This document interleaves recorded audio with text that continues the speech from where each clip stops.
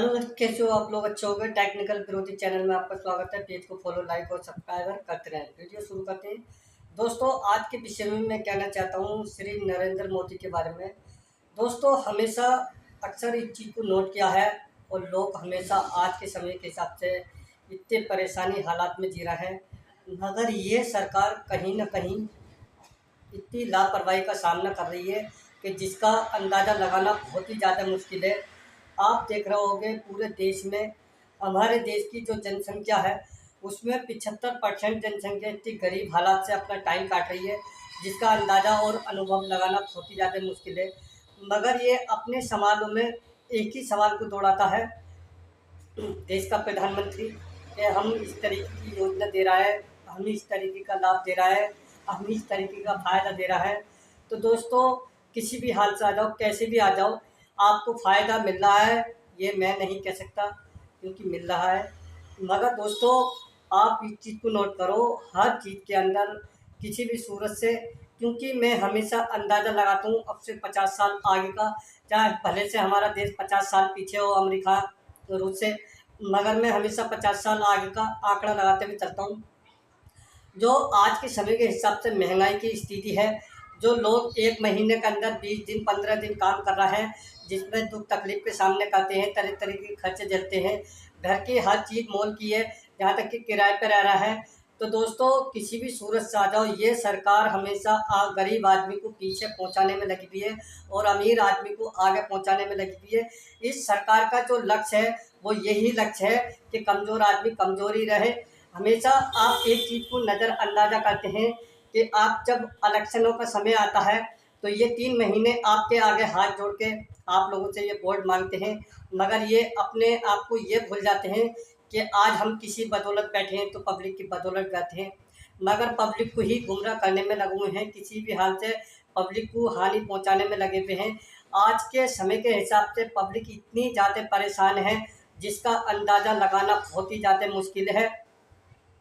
एक घर के अंदर 3-4 बच्चे होते हैं, उनकी पढ़ाई लिखाई शिक्षा इतनी महंगी पड़ रही है जिसका अंदाज़ा लगाना बहुत मुश्किल पड़ रहा है। एक बच्चे की पढ़ाई 8वीं क्लास तक जाके बैठती है, 2-2.5 लाख रुपए में जाके बैठती है। एक आम आदमी अपने ठीक से घर के खर्चे पूरे नहीं कर पा रहा, दुख तकलीफ को ठीक से नहीं झेल पा रहा। 75% लोगों में क्या नाम है, 20%, 15%, 5% लोग सरकारी अस्पताल के अंदर मर जाते हैं, सिर्फ पैसा ना होने के कारण, दवाई न मिलने के कारण।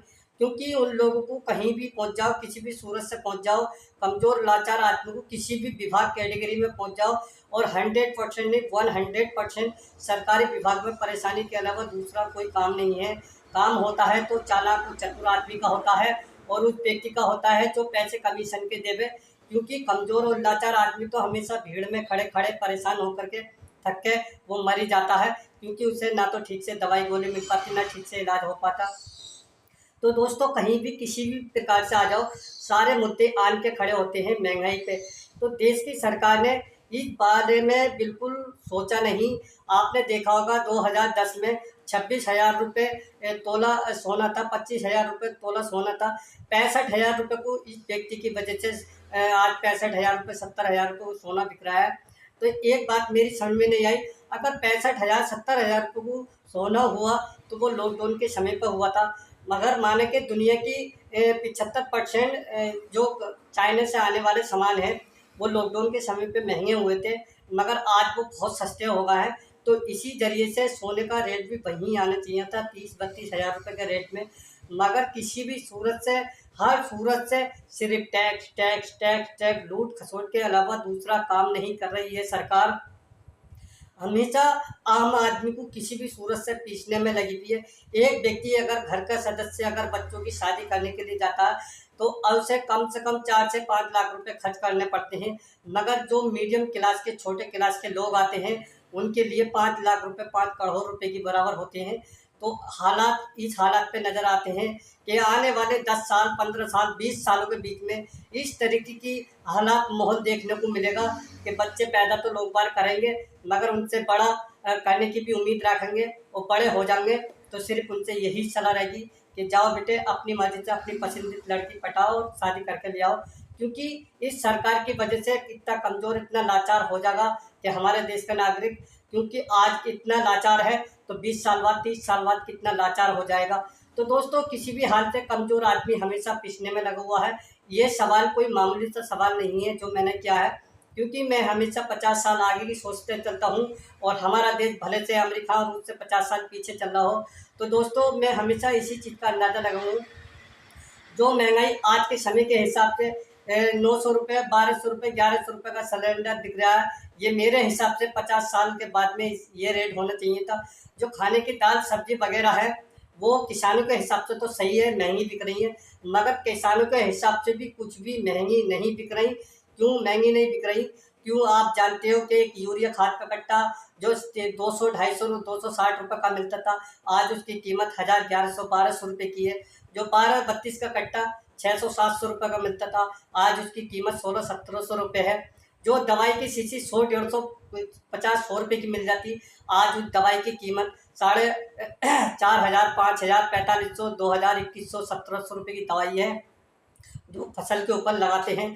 तो दोस्तों कैसे किसान को, अगर 220 रुपये को भी दाल बिक रही है तो भी किसान को एवरेज नहीं आ रहा, क्योंकि किसी भी हाल से लौट फेर के जो घेरा बैठ रहा है वो हमेशा सरकार पे ही बैठ रहा है।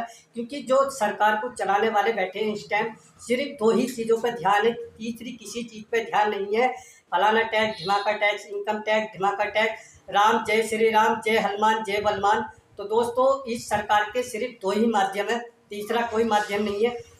तो आप लोगों से मेरी सलाह है, सिर्फ अपने आप को सहमति से रखें और अपने सोच समझ के निर्णय करें, और आने वाली सरकार में अपना कोई भी नया मंत्री चुनने की कोशिश करें, और जिसका शोर उसका जोर होना चाहिए। तो दोस्तों आने वाली सरकार कौन सी चुनोगे, ये बड़ी सोच समझ के फैसला करना है, क्योंकि टेक्निकल विरोधी चैनल के माध्यम से इस तरह की खबरें सुनने के लिए मिलती हैं। पेज को फॉलो, लाइक और सब्सक्राइब करते रहना। थैंक यू दोस्तों, जय हिंद, नमो बुद्धाय। थैंक यू दोस्तों, थैंक यू।